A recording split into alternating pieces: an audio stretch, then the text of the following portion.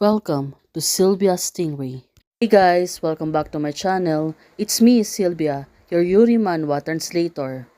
Hey guys, good morning. Let me present you the new chapter of Miss Forensic Lady. My dear Forensic Lady, chapter 44. So here it is. Let's read the story. Officer Song right now, she noticed that there's a wound on Dr. Lin's shoulder. Well, it was clearly that there's no wound when the two of them kissing each other on that night. Well, she remembered it was nothing was there, only the scars. She really hurt herself because of that night. Well, that's on her mind right now. To take advantage of now. Maybe I can see the full extent of her secret. Back then, she was really too impulsive to go straight to Officer Lin, even though she didn't think that she really hurt her on that time. Now, she was caressing Dr. Lin's hair. Probably she has some remorse on what she done on that day. Right now, she want to take off that clothes and change her to the new dress. Right now, she was gently unbuttoning the buttons. Suddenly, Dr. Lin catch her hands. Well, she was too fast, but right now, she's been caught on the act. Dr. Lin is already awakened. Right now, she can do anything about it, just to see her action. She's been caught on the act, removing her clothes. Dr. Lin, it seems that she was still weak. She was only looking at Officer Song right now. Now, looking at her face, it seems to be pale, but for her shyness, suddenly sink in on Officer Song. She moved away clearly. Now, looking at her, she was really too shy to face her. It's really unavoidable, but looking at her face, she looks really shy. Dr. Lin wants to laugh on her, but she was still weak. Ah, how? There was a fight and theirs was still in motion. Well, right now, she was still angry to her, but she chose to laugh because of the sudden situation. Right now, Officer Song, she can say any words and said, I do not. Well, for her, maybe she want to help her undress her clothes and change a new clothes.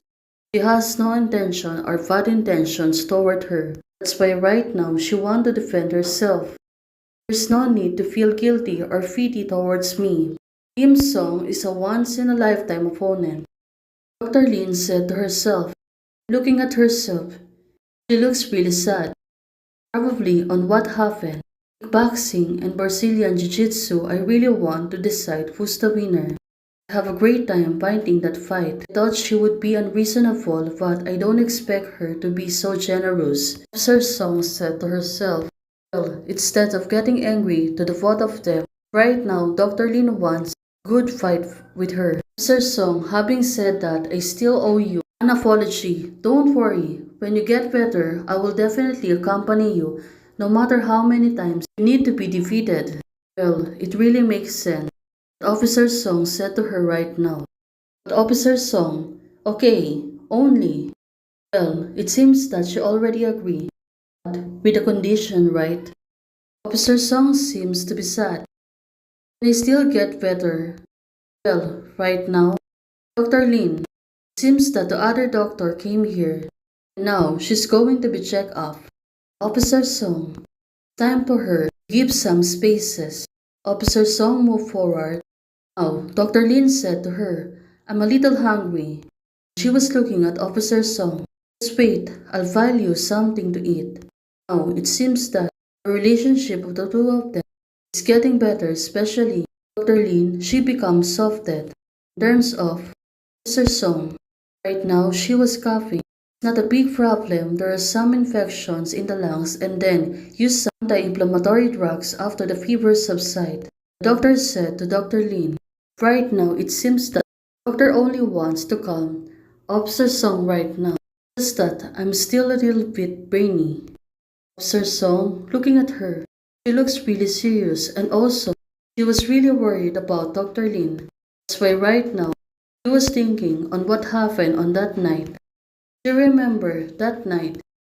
She became too angry at Dr. Lin on that time. She really fighted hard. But back then, she didn't think that The two of them will obtain real injury. Also for Dr. Lin, she was thinking and said to herself, but what on earth did I do to her? Well, that time, she must not really known. But Dr. Lin, of course, she was really hurt.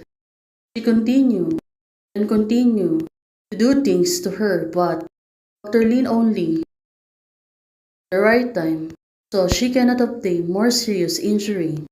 Now, she feels sorry and regret. Officer Song, she looks really sad. Well, she's having a remorse on what she done. Right now, when she closed the door, Dr. Lin suddenly sighting. Well, the doctor was still there. Looking at her, it seems that she looks really inserious, but also her condition is not good. Tell me the truth, what? Miss Lin, the situation is not good. No, as soon as possible, right? Don't let anyone know about this, including my father, Dr. Lin said to the doctor. Now, she's been warned, but she want to neglect it. He said to the doctor that don't tell anyone about her condition. Otherwise, the doctor right now clearly understand that she really kept it secret and no one's gonna know. Finally, the doctor is agreeing to her. Changjang crayfish, authentic Sichuan spicy noodles, 5 yuan for a big bowl. She was moving around outside to find a perfect meal for Officer Lin, but right now, she really can't find anything, especially when she look around.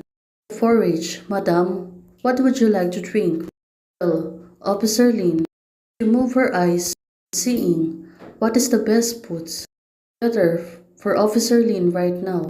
But given the situation that Dr. Lin is really rich,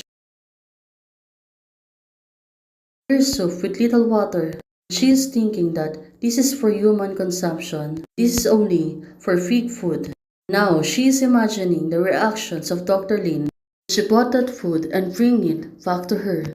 No, no more. Sir Song said things. Well, she need to buy a proper meal for her, so she won't get any dish from Dr. Lin when she came back on the hospital. When she came back, she bring a lot of food. Right now, she was surprised there is someone outside the door and was waiting to go inside on Dr. Lin's room. Well, who could it be? The look of the person is really neat. Well, it's really surprised the officer saw. Well, let's see next. Maybe her father or a brother will find it next. Hey guys, thank you for watching. If you like the video, please don't forget to like, share, and subscribe.